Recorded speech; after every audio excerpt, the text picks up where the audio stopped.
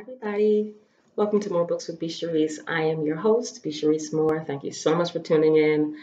I'm back for my first review in quite some time. Over the past few weeks, I've been talking about my forthcoming novel, YA novel, Dr. Marvelous Jen's Odd Scholars. But today, I wanted to take the time to actually review and encourage you to go out and buy Mario Goes to the Museum. So Mario Goes to the Museum is a picture book, all right, for young people, I would say ages 6 to 10. And the book is by Rebecca Dupas, PhD, illustrated by CJ Love. All right, so Mario Goes to the Museum.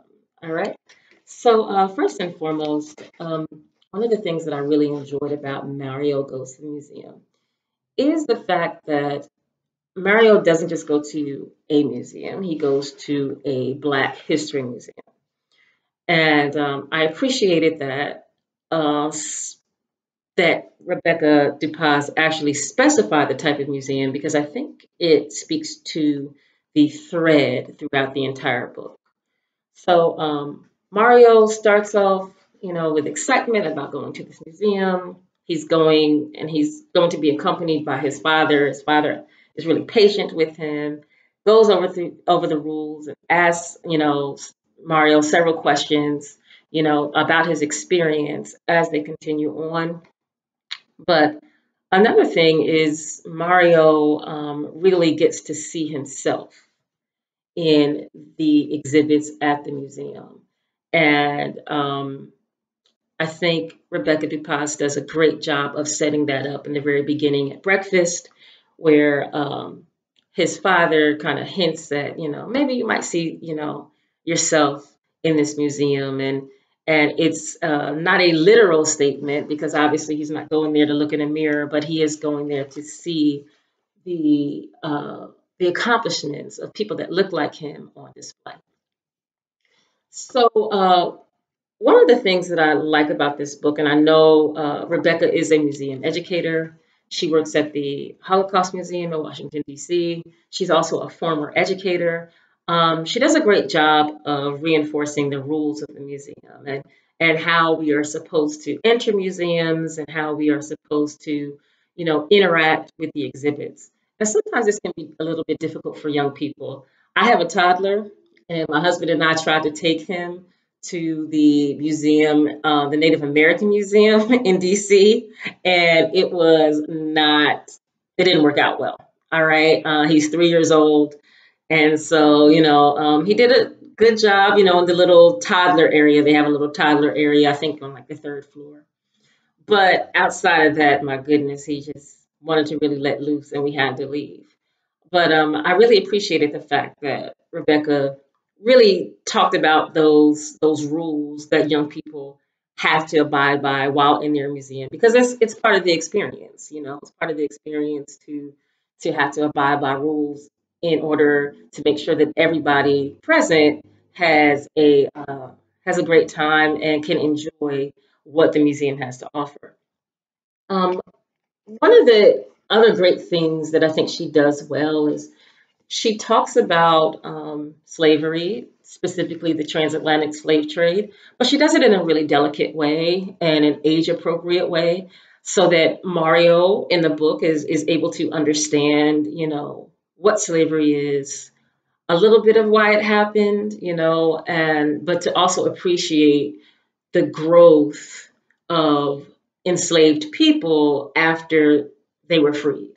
So she does a fantastic job of that. And I also want to point out these illustrations. The illustrations are really beautiful. You know, um, the illustrator, I think, really does a fantastic job of pulling the reader into this experience through the use of really vibrant and beautiful pictures, you know.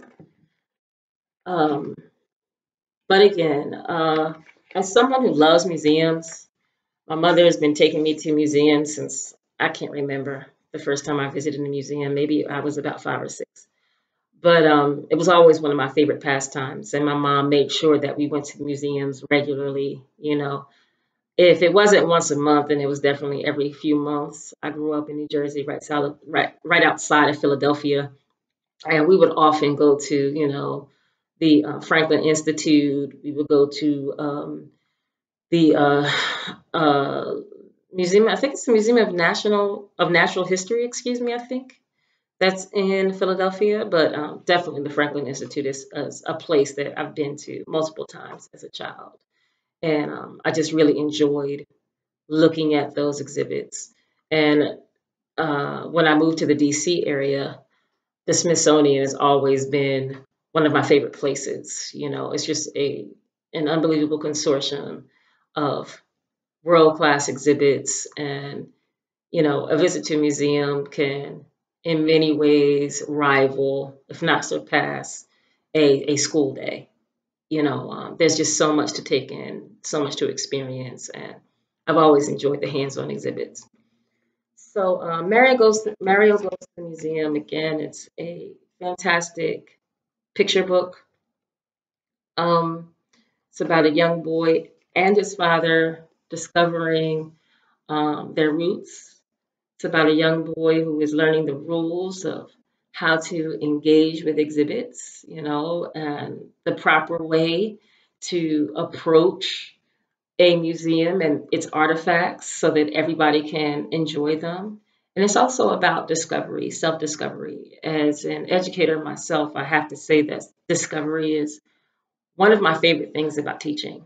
I love it when a student discovers something new based on the lesson that I've given, and I think that Mario discovers a lot about who he is and a lot about what he's come from by the end of this book. So, what I'm going to do is I'm going to add a link, all right, to purchase Mario Goes to the Museum, as well as a link to Rebecca DuPas's website so that you can find out more about Mario and pick up a copy for yourself. Okay, so Mario Goes to the Museum, written by Rebecca DuPas, PhD, and illustrated by CJ Love. Pick it up. And please like, subscribe, comment. Comment, like, subscribe, comment, like, subscribe. All right. I appreciate you all. I'll be back next week with another book review.